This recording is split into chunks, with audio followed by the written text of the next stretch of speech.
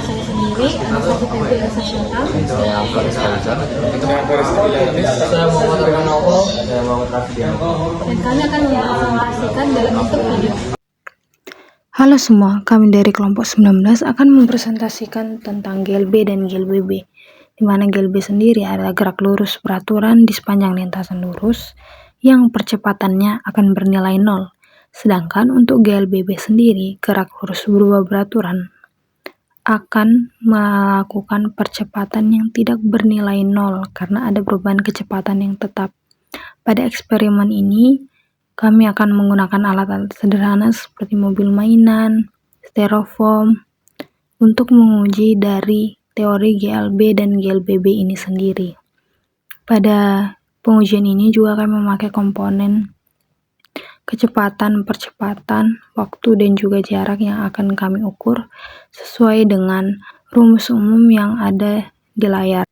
Maka dari itu, mari kita simak video berikut ini, mulai dari alat dan bahan sampai pengerjaan serta hasil dari eksperimen kami. Untuk alat dan bahannya sendiri ada styrofoam, kertas karton, gunting, penggaris, plastisin sebagai beban, lem, dan mobil-mobilan.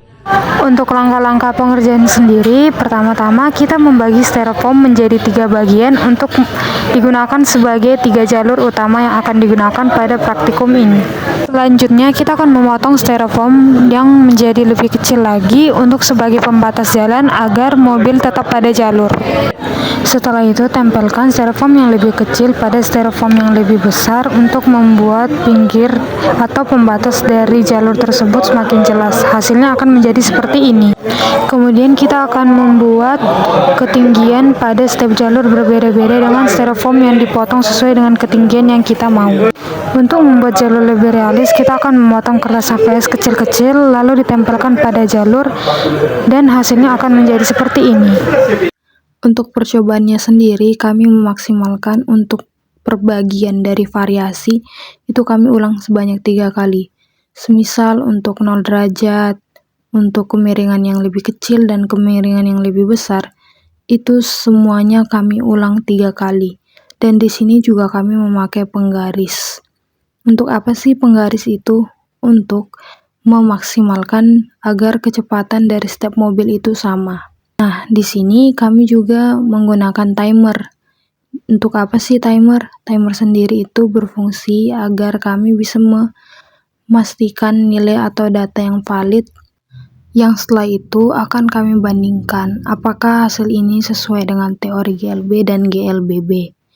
Nah, di sini kami juga menunjukkan waktunya untuk menunjukkan keaslian dari data yang kami kumpulkan. Setelah itu kami akan mengolahnya pada tabel hasil. Yang pertama itu adalah variasi kemiringan, di mana bisa dilihat dari sini sendiri itu yang waktu tempuhnya paling singkat itu yang memiliki kemiringan yang besar. Ini sesuai dengan teori dari GLB dan GLBB sendiri, di mana kalau sudutnya makin besar, maka percepatannya makin besar dan mobil bergerak lebih cepat dan waktu tempuh yang lebih sedikit. Sedangkan untuk GLB yang pada jalur yang lebih datar, itu percepatannya akan mendekati 0 sehingga waktu tempuh yang dibutuhkan itu pun akan lebih lama daripada yang memiliki sudut kemiringan sendiri. Untuk variasi yang kedua, kami itu memakai variasi yang tanpa beban, beban ringan, dan juga beban berat. Dimana untuk bebannya sendiri itu kami memakai plastisin. Jadi untuk yang berbeban ringan itu hanya setengah dari plastisin, tetapi untuk yang berbeban berat plastisinnya itu adalah 1.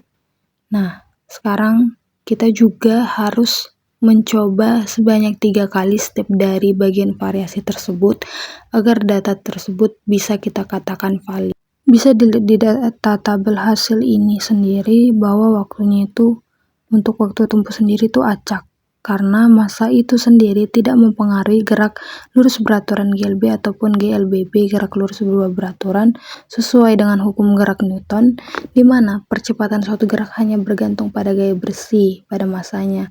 Jadi untuk situasi ideal, pengaruh massa tersebut hanya akan saling meniadakan, sehingga waktu tempuhnya sendiri tidak tergantung oleh beban yang ada pada benda percobaan yang kita lakukan.